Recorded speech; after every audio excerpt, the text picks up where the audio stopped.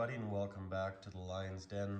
Panzer King here, bringing you a brief summary of Operation Skyhook from the Russian perspective. I have not updated a lot of the things with the prior or the recent updates from my fellow players, just because I feel I didn't really have to, and I'm sure you guys can agree. It's kind of a moot point. I know there was a lot of strategic bombers built by the US at the end of the game, which was nice to see. They were able to hold on to Portugal, which was also nice to see. They were not fully kicked out of that realm, despite the Italians' best intentions. But for the most part, you look at the map and you see the Russians are nowhere to be found except, oh, look at that, the little coastal boat. Yeah, but they're nowhere to be found in Eastern Europe, where I would like to have seen them. They are, well, there are a few up here in the northern Scandinavian areas, and a few in Leningrad, still holding on for dear life. But nonetheless, we hold the north still pretty good, but that's only a matter of time, because the Germans, well, they took advantage of going down south, and well, they took a lot of territory, a lot of valuable territory, oil in the Caucasus, grain and wheat in Ukraine. Yes, not good for the Russians for sure. And our new capital barely defended over here in Novosibirsk, and of course the Japanese taking a victory point away from us in Primorsky Krai. But that's my own fault. I should have left something there, being that it was a victory point.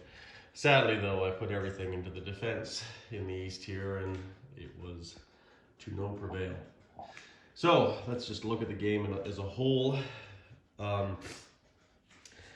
definitely don't regret doing what I did, attacking what I did, even though I was totally ill-prepared. I had to do something because the Allies were just getting slaughtered. Not that I care about those dirty capitalists, but nonetheless, London had fallen, and as you can see, most of England is taken at this point, and well fortified and defended, especially when you got 5 jet fighters in the British Midlands. Hard to kind of take that back, and the German Navy there as well, the Kriegsmarine. Paris falling, Gibraltar, and Egypt following. Of course, you have all 3, Egypt, Gibraltar, and in London, that goes German, so that didn't help. I gave them an extra 3 fighters. You know, in Europe, especially with a very poor defense in France. And by the way, I'm not knocking anybody's decisions. I actually kind of enjoyed the way Ozark Outpost played. It played differently and unconventionally. Fortunately, it didn't do very well for the Russians, because obviously it just was a snowball effect, and Paris fell so lightly that in fact he was able to take this, Poland, and Yugoslavia, which I don't see very often, all in one shot, which was huge for the Germans. And of course, as we kept our neutrality with the Molotov-Ribbentrop Pact, looking at this situation, obviously Britain didn't hold out for very long, and losing their money was not a good thing, just like having Russia lose its money was not a good thing. So, consequently, that didn't help. But of course, the Vichy had a small little empire there too. I think almost virtually every role went Vichy except for 1 or 2, not giving the Free French much hope. Abyssinia did stay in the Free French realm, but a lot of good that did them, because they were boxed in there, kind of like their own little prison camp down there, and the Italians just contained them for the rest of the war. So, like I say, Abyssinia sometimes is worth it and not worth it too, right? Italy more than compensated by expanding its empire, especially into the Middle East, and creating that new Roman Empire for Mussolini. Started by Mr. Scrubbert and finished by Hambone. So I definitely give him props to that. And once again, the Sovietsky Soyuz that was built in the shipyards in Sevastopol did live up to its name for a brief time. She survived quite a while in the Mediterranean trying to help the British, and unfortunately, had things gone differently, she probably would have survived the whole part of the war. But like I say, you can't look at that now. You just got to move on. At least we kept Greece neutral and they were able to stay out of the war. Of course, we know what would have happened had we continued the war, but needless to say, the Allies and the Russians wanted to throw in the towel, and there was peace by 1943. So I'm sure Hitler in Berlin is delighted with all his cronies, the victory that he has, and now he can start his new 1,000-year Reich. Sadly, to the rest of us, but nonetheless, well played by Hambo. Well played by Hambo. Like honestly, it was really his first time ever playing World War 36, and he was amazing, truly amazing, and I tip my hat to him. And everybody made mistakes, and I mean everybody, including me, probably more so than most. Just goes to show I've been playing it for a long time. Sometimes you forget. Sometimes your mind is so raveled around other things, you just forget simple things, or you got a lot going on in your mind, personal things, right? Which does happen. And there's not much you can do about it. Really, there isn't. And unfortunately, what do you do about it, right? You just make the best of it and then push on, right? So Denmark finally faded towards the end of the war. Norway never ever did go, but I'm sure the Germans would have attacked them. I would have liked to have seen the game move on and maybe see a man in the high castle situation where the Germans definitely would be coming and gunning for the United States. But I think that would be truly a 1947 aspect by the time they got over there. But you can't fully say that, because if you look over here in the Far East, you look here down in South Africa and in the Mediterranean, but more so in the North Atlantic, I believe there's a total of 16 U-boats on the map. And I think 3 or 4 advanced submarines too, to boot, right? That's the largest U-boat contingent I've ever seen in this game. But when Germany is creating 100 or making or receiving 100 IPP per turn, that's not hard to believe, right? Especially when they hardly lost any U-boats. And that was the big thing in this game too. It was hard for the British, and indeed even in some cases the Americans, to eliminate the U-boat threat.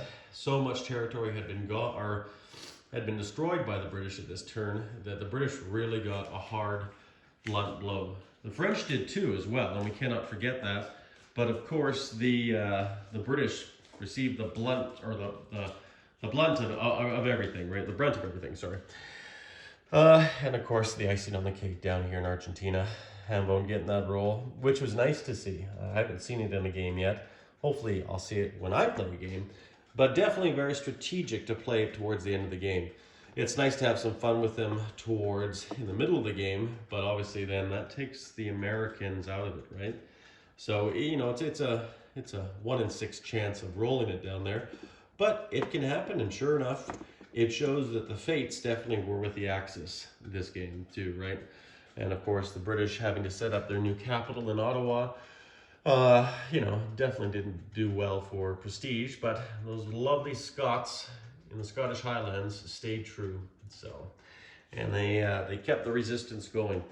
But of course, Africa was once again another thing too, where basically the only bastion of freedom was Abyssinia. Haile Selassie, I'm sure, was just tickled pink that his country was saved from a lot of the war travesties or a lot of the issues that come about with war. But nonetheless, the French did try to do an attack here towards the end of the game, and of course failed miserably. Those French, I tell you, sometimes they can only lose a battle. And I'm French, my ancestry is French, so you know what? That's why I'm a big fan of Napoleonic era. The one time that we were great.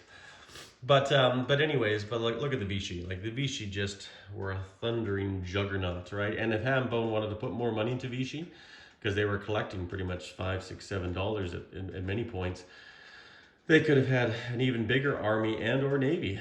But bottling up the Free French and pushing them here obviously was a decent strategy, because you had the Italians in the north. Down here we had the Japanese come and do some sneaky maneuvers and take away the South African capital of Cape Town.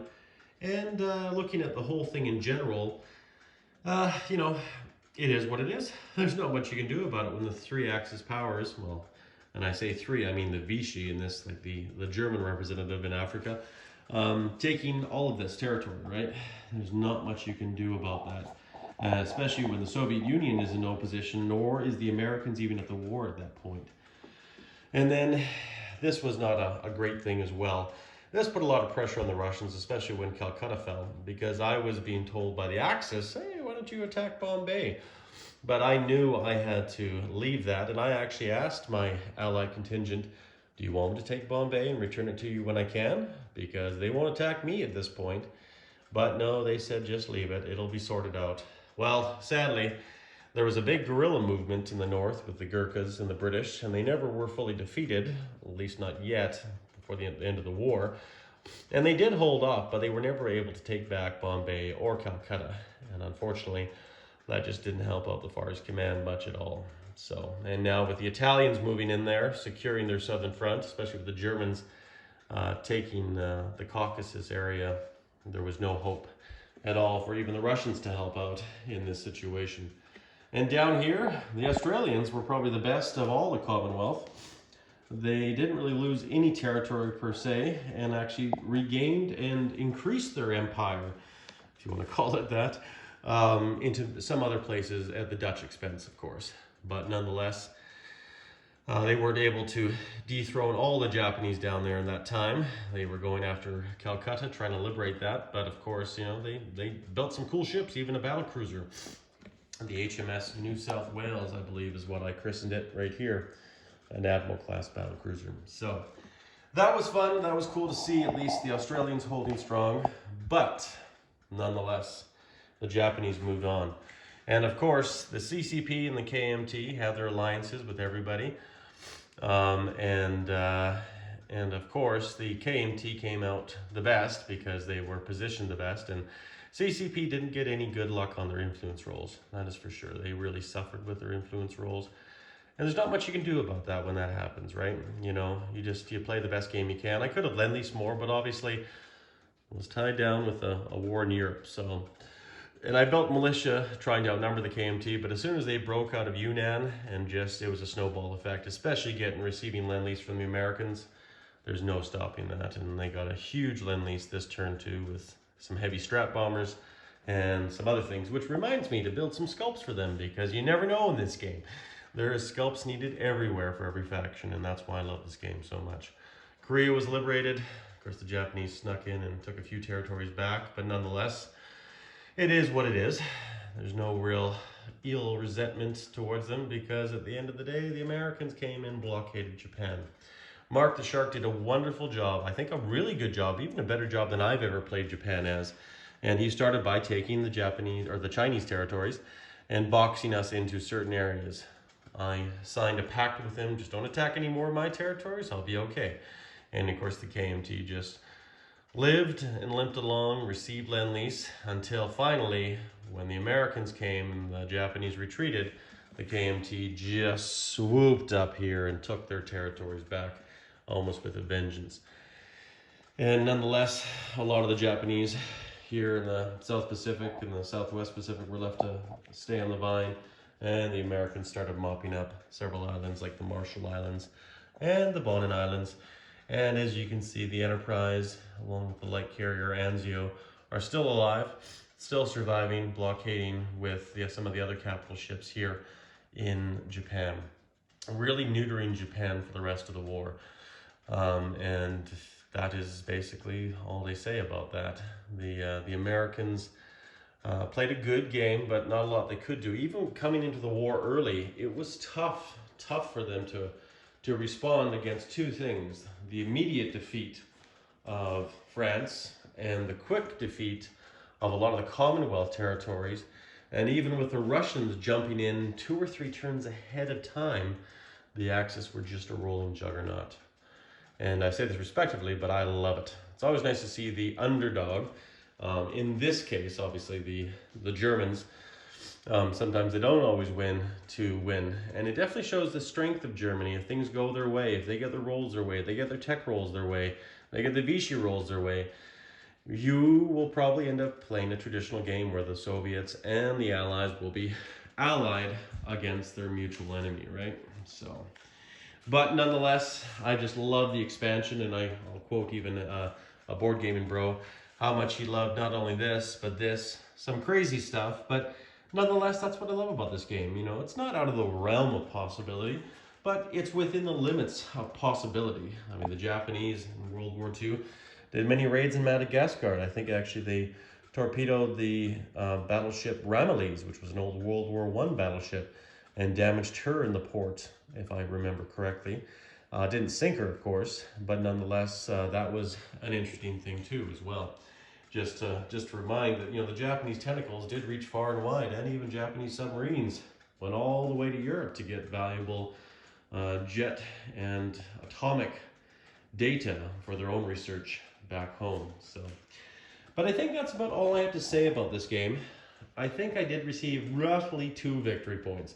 One for the CCP, they never surrender, but I could have got one more with Primorsk Cry there with that not ice report, but with that rail line.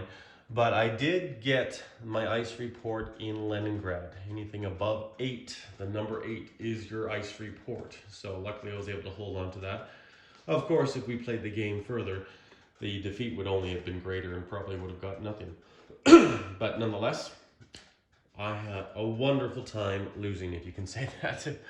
As you can see, I get a little bit excited, a little bit of fun, putting a little bit of drama, just doing some cinematography, and you can see the smoke right through there, through the swastika, the devastation on the Russian steppe there. So, a lot of fun, and of course I get to bring out cool sculpts like this right here, like the Italian fighters and Italian jet fighters, and of course cool fighters that, since there's so many jet fighters being made, I put out some really crazy, I think the trifugal experiment fighter and stuff like that, and of course the Horten 229, which is one of my favorite jet fighters of Germany. But yeah, ultimately just a lot of fun. And I know a lot of you guys love watching the videos I do. And I think it's not so much that I do a good production value, which, I do the best I can from my phone. Because that's all I do, guys. I make every video from my phone. I don't go to a computer, I don't do anything. And I know some people think that's amazing, but it's just easier for me. I can just sit in the bathtub, I can sit, in the bed, I can sit at work, I can sit in the water closet, if that's too much to say, and just, when I do have some time in my busy schedule, well, that's my free time, and I can make certain things happen, and ultimately, that does help, and that's probably helps answer why I can do what I can do sometimes, and sometimes I'm not happy with certain things, and sometimes I am, but ultimately, I think the biggest thing you guys love is the detail I try to put on these units, right? And sometimes the expense I put into units, like for example here, or just like, putting the plates down, or the color coding, or the flags, or marking, or decaling certain units too, right? And I'm a long way from completion, guys. Far away from it. As Doug produces better and better 3D printed sculpts, and more and better and more accurate historical decals, I'm constantly upgrading these units, constantly making them better. And it's a labor of love, that's for sure. And that's why I like sharing this with you guys. So, but nonetheless, I hope you enjoyed this little summary video. This probably will be one of the last videos of Operation Skyhook. There's still the awards to be done. And when I finally get around to them, I will present them, and we'll go over who received what, etc. and etc. But for now, keep your eyes looking towards the future, into a new year, and a new game, which I just released the teaser trailer for, and that is Operation Crimson Tide, where we will have some great legends in this game. General Hand Grenade, Hilltop, Rank Carcass playing the Axis. A newcomer called War Heroes who wants to dip his foot into the YouTube realm, so definitely welcome him with open arms. He will be playing the Soviet Union, and hopefully does a better job than I did. And another good YouTuber that I do follow, Wintermute, he will be playing the Commonwealth, and hopefully will strive to achieve a little bit better results than Ozark did in this game. But nonetheless, sometimes it's out of your control. Dice are fickle things. And of course, I will be taking up the mantle of the good old US of A. And that's what I'm doing right now, upgrading, painting a lot of units for that, and I'm going to have some fun with that. So stay tuned, guys. Thanks for watching. Hopefully you guys enjoyed this video, and we will see you guys again. Take care and stay classy.